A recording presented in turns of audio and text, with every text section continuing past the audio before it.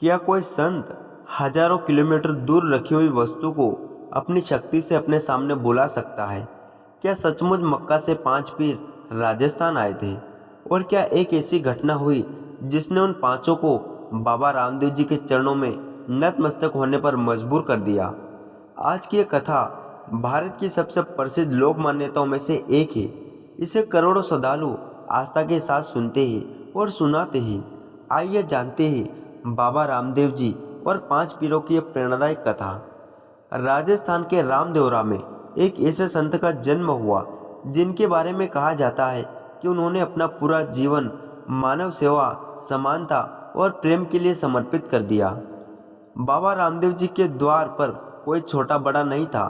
हर जाति, हर धर्म और हर वर्ग के लोग उनके पास आते थे। वे सबको एक समान सम्मान देते थे। धीरे धीरे उनको ख्याति दूर दूर तक फैलने लगी।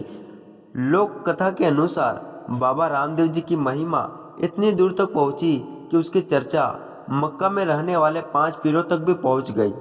उन्होंने सोचा, क्या सचमुच भारत में कोई ऐसा संत है जिसके पास इतनी महान आध्यात्मिक शक्ति है? सत्य जानने के लिए पांचों पीरों ने सवै भारत आने का निर्णय लिया। लंबी यात्रा के बाद पांचों पीर रामदेवरा पहुंचे। बाबा ने उनका अत्यंत आदर सत्कार किया और भोजन के लिए आमंत्रित किया। तभी पांचों पीरों ने कहा, हम अपने भोजन के बर्तन मक्का में ही छोड़ आए। हम उन्हीं बर्तनों में भोजन करेंगे। उनका उद्देश्य बाबा की परीक्षा लेना था। कथा के अनुसार बाबा रामदेव जी मुस्कुराए। उन्होंने आंखें बंद की, ईश्वर का स्मरण किया और कुछ ही क्षणों में वही बर्तन वहां उपस्थित हो गए जिन्हें पीर मक्का में छोड़कर आए थे। यह देखकर पांचों पीर आश्चर्यचकित रह गए। उन्हें विश्वास हो गया कि यह कोई साधारण व्यक्ति नहीं बल्कि महान संत है। पांचों पीरों ने बाबा रामदेव जी के चरणों में सिर झुका दिया। उन्होंने स्वीकार किया कि सच्ची आध्यात्मिक शक्ति दिखावे में नहीं बल्कि सेवा, विनम्रता और ईश्वर के प्रति समर्पण में होती है। यही इस कथा का सबसे बड़ा संदेश है। आज भी राजस्थान के रामदेवरा में हर वर्ष लाखों श्रद्धालु दर्शन के लिए पहुंचते हैं। हिंदू और मुस्लिम दोनों समुदायों के बीच लोग बाबा रामदेव जी के प्रति श्रद्धा रखते हैं। यही कारण है कि उन्हें सांप्रदायिक सद्भाव और मानवता का प्रतीक माना जाता है।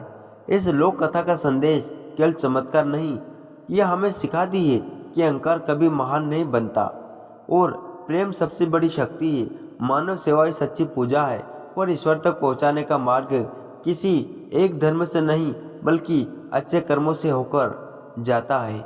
दोस्तों, यह कथा लोक परंपरा में पीढ़ियों से सुनाई जा रही और श्रद्धालुओं की गहरी आस्था का हिस्सा है।